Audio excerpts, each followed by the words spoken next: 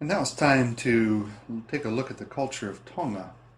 And this presentation is entitled Class Structure in Tonga, Musical Life in an Island Kingdom. And hang in there with me today. Now, this particular presentation has quite a bit of background that's very important to really contextualize the music and dance that you will experience here. So, and also it happens to be an area where I know a little bit more about the background because I did my doctoral research in Tonga. I wrote my doctoral dissertation on brass bands in the Kingdom of Tonga, so I was able to get a lot of this information. So hang in there, and you're going to enjoy lots of good music once we set the groundwork. First of all, we need to put Tonga in its West Polynesian context. We've talked about Samoa already, and now you're moving on to Tonga. And you can look at the map here. You can see where the Tongan Islands are. You can see its relationship to Fiji. And if you look at the inset and down below, you can see its relationship to Samoa as well.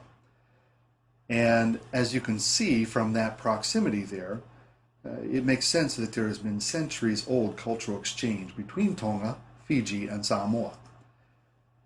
And it was interesting the way that all kind of developed in the Tongan people, a very confident intra-regional interaction. Long-time political alliances and cultural alliances with Fiji. As a matter of fact, there's an area, the Lao group within the islands of Fiji, that are very heavily influenced by Tongans, intermarriage between Fijians and Tongans. And all of this inter-island cultural exchange prepared Tongan leaders for very self-assured negotiations with Westerners.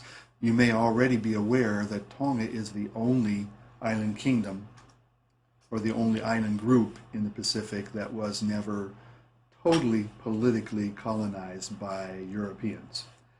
So as foreigners introduced their music, Tongans strategically and proactively hybridized the outsiders' musical practices, and we'll take a closer look at that.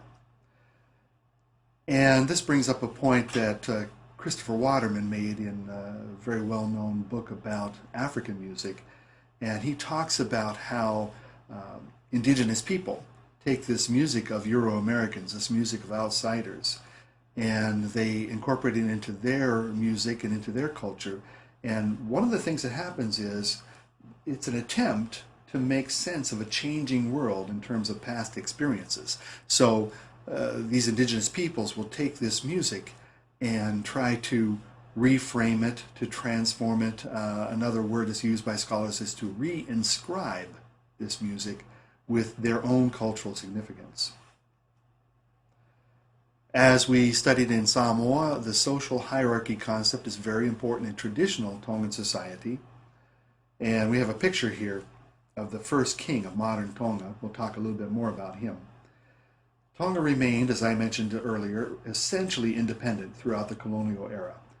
It was a British protectorate from 1901 to 1970, still allowed to be self-determining politically, and the only thing that that protectorate status meant was that there were some economic ties and some economic advantages to Tonga, and for Great Britain some advantages as well. There were two major chiefly lines, and again, in the music class, we don't need to get into a lot of the socio-historical background, but this is important to understand how the music developed. We had the Tu'i Tonga, which was the older, more well-established line, the paramount line, and a newer line. Now I say newer, it's still centuries old, but the Tu'i Kanakupolu, let me say that again, Tu'i Kanakupolu, was a line that started out kind of taking care of the administrative business for the Tu'i Tonga, and eventually became the most powerful line.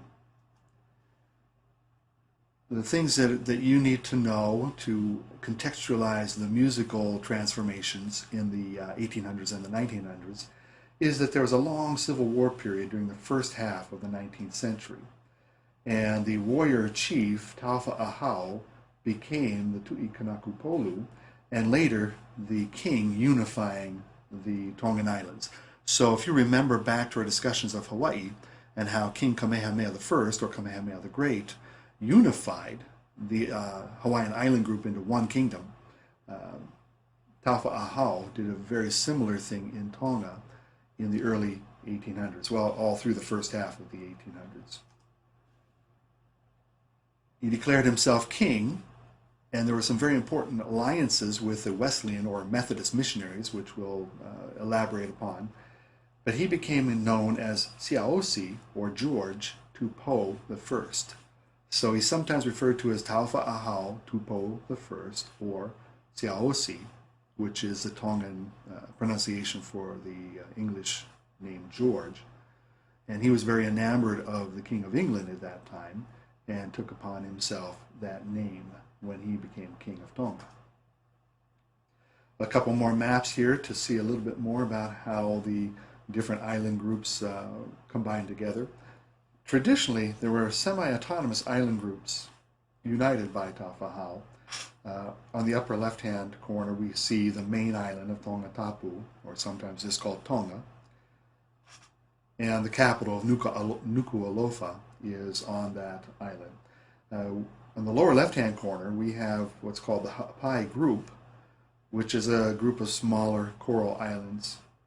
And then we have in the lower right-hand corner the Vava'u Group, main island of Vava'u and some other islands as part of that group. And that's a volcanic island group right there. So we have those three main island groups. Tongatapu includes Ewa. Hapai Group, as I mentioned, a smaller population in what they call the low islands or the coral islands. And the Vava'u is the largest island group in area, not in population, and known as the high islands or volcanic islands. The northernmost group is Vava'u, and it's only 500 kilometers, about 300 miles from Samoa, and 800 kilometers, or roughly 500 miles from Fiji. So it's kind of more at the intersection of those cultures than Tongatapu is. Now, the next thing we need to talk about, and again, hang in there, we're getting to the music. We want to talk about the Tupou dynasty in Tonga. So over in the left-hand corner, you see Taufa Ahau Tupou I, the unifying king of Tonga. Then his grandson, not his son, but his grandson, Tupou II. And then Tupou II's daughter, Queen Salote, a very beloved figure in Tongan history. Fourth one over is the king who reigned from the late 60s until very recently. Pretty long reign for Taufa Ahau Tupou IV. And then all the way to the right is the current king, Siaosi Tupou V. He became king in 2006 when his father died. And really the two in the middle, or I should say the third and the fourth monarchs, had a lot to do with solidifying a combination or hybrid musical and dance culture with Tongan aesthetics and European aesthetics. As we take a look here, you can see the dates. Siaosi Tupou V, as you can see, he was crowned king in August 2008. That was official coronation. But he actually became king when his father died in October of 2006. Societal transitions in the colonial and post-colonial era. And here we have a picture of a fairly modern-looking hotel, definitely Western-looking hotel. It's called the International Dateline Hotel in Nuku'alofa. One of the transitions that we had in the colonial era was from moving from polytheism before Western contact to Christianity.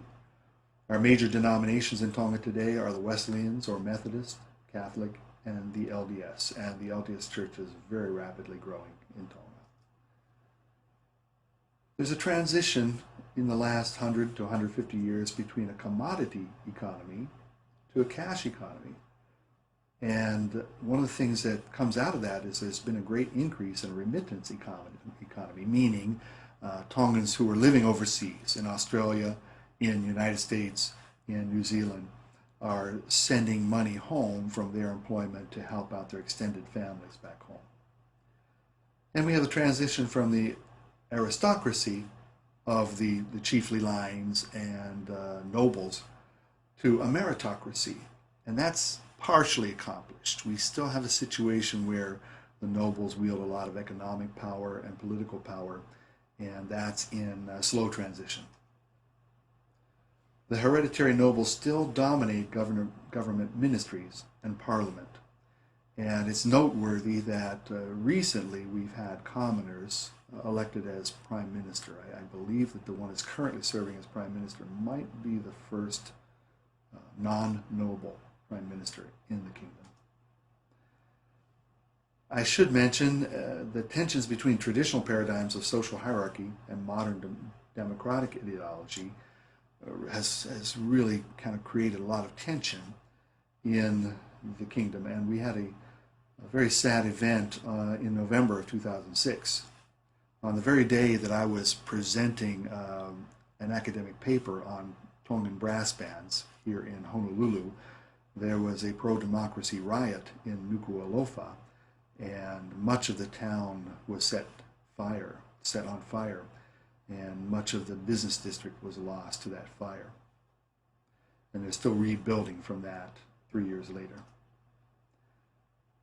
Now let's consider the blending of Tongan and Western elements in the 19th and 20th century.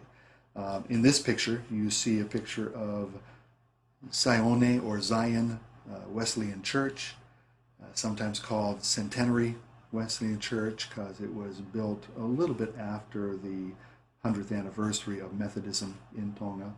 And it is what you would call the flagship church for the Wesleyan denomination, the church that the king and his family attend.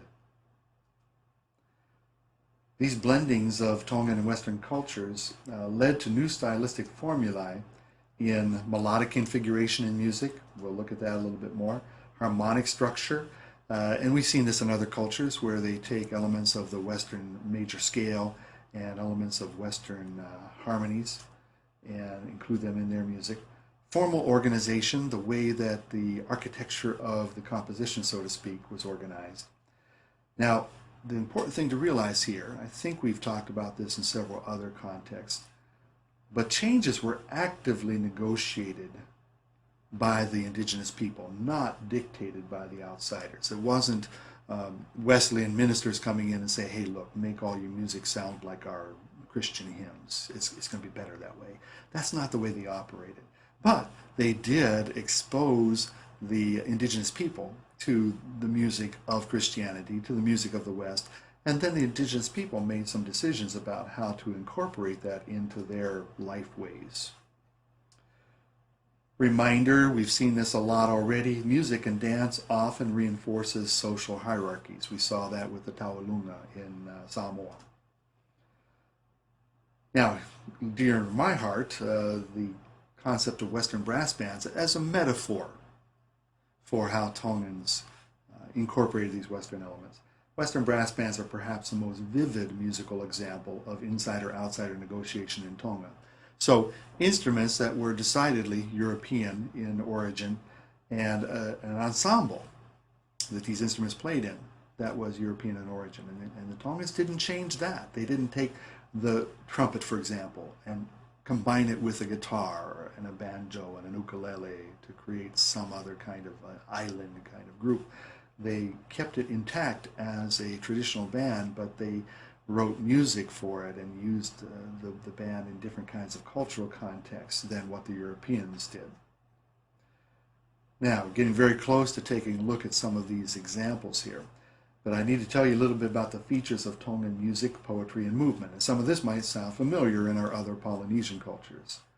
Heleaki is a term that refers to indirectness in poetical expression. It's considered to be more skillful to allude to something, to create a metaphor, to create a veiled reference, than it is to come right out and say directly what you're talking about, whether it is a person or a historical event or a cultural value. So if that sounds like kauna in Hawaiian culture, there are some similarities. Another concept in Tonga is whaiva, skill or ability. And that can be musical ability, could also be oratorical ability, So it usually has reference to some kind of performance of culture. Whakaapa is very wide-ranging in Tongan culture, talking about respect or humility. And so those elements come together in the most, what's the right word? The most profound Tongan performance expressions. The sequence of creation in them is poetry first, then music, then movement. Unlike Hawaiian dance, where the dancing tends to be descriptive of rain falling, descriptive of the waves of the ocean, the Tongan hand and arm movement usually is more decorative. It doesn't visually describe what's happening. It enhances the poetry and the music, especially in the genre of laka laka, which you'll be seeing soon. So here are our representative genres. Laka laka might be considered to be the most characteristic musical genre of Tonga, most distinctly Tongan. And literally it means to step briskly, but it really is a standing or marching kind of dance with mixed male-female vocals. If you're a BYU student and you've been to the Polynesian Cultural Center and seen the night show, there is a very short version of Laka Laka in the night show.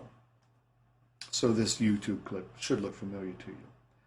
Vocal texture is mixed homophonic and polyphonic, and listen carefully as you see this YouTube example. I'm going to have you start at a couple of specific points, and you'll pick up hopefully on this. We've talked about it enough. You've heard enough other music from other cultures to know the homophonic texture, the polyphonic texture, and you should be able to hear how they kind of alternate and mix together. The fasi in Tonga is the main melody. There are other parts that roughly correspond to the soprano, alto, tenor, bass idea of Western music. We have lau laulo, which is corresponds to the bass, the tenoa, which is actually the Tongan word that is translated from tenor, and kano kano, or soprano, being a higher part. The assignment of places in the dance formation also reinforce social hierarchies. So you'll see the highest ranking male who's present on the occasion and the highest ranking female in the front center positions. And the poetry for the laka laka maximizes the use of heliaki. It's considered to be pretty unskillful just to come right out and say what you're talking about. The creator, if you have a creator of all three musical elements, or all three elements, excuse me, the text, the music, and the choreography, they're known in Tonga as punake, and they're very highly honored and revered and respected in Tongan society. Probably the way for a commoner to receive the most respect and the most honor in Tonga is to become a musician, a poet, a punake.